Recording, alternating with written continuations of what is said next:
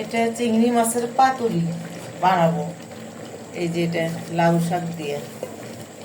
সেজন্য চিংড়ি মাছ, এটা হচ্ছে মরিচ, লবণ, হলুদ, এটা হচ্ছে জিরে গুঁড়ো, পেঁয়াজ, ধনে পাতা, কাঁচামরিচ আর দেবো একটু রান্নার তেল দিয়ে মাখাই নেব।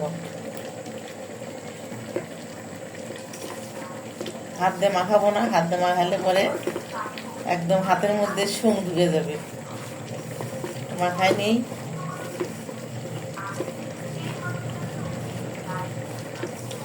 মাখাই নিয়ে পরে চিংড়ি মাছের ভিতরে দিয়ে দেবো।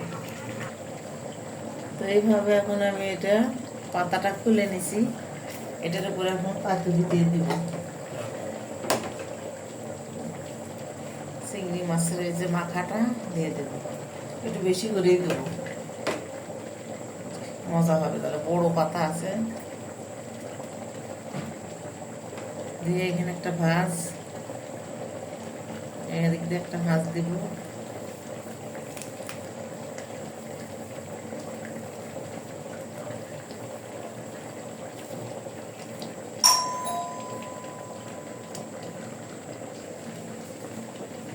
এটা এদিকে করে নিছি, আর একটা পাতা এদিক দিয়ে দেবো, যে দিক দিয়ে ভালো হয়,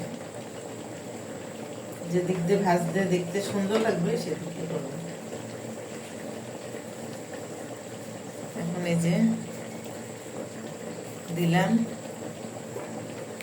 এই মোটা পাতাটা আগে ভাজ দিতে হবে, তারপরে এই পাশেরটা, তারপরে এই পাশের, তারপরে এই পাশের। এই যে হয়ে গেছে। এই তো আমার পাতুরি হয়ে গেছে, এখন চুলাই দিব। এই তো চুলাই দিই, অন্ধকার হয়ে গেছে সব, বাইরেরও আলো নাই, ঘরেরও আলো নাই।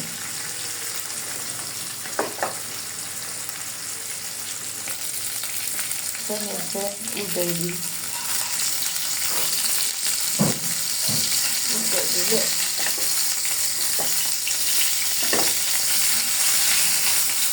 পাতা একদম কচি গলে যাচ্ছে,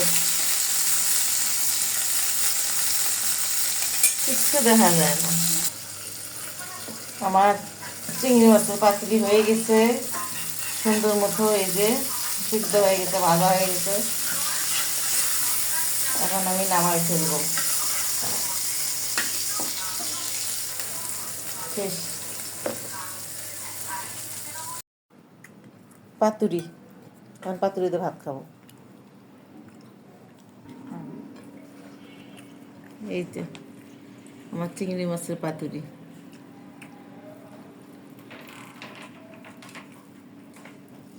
বাস।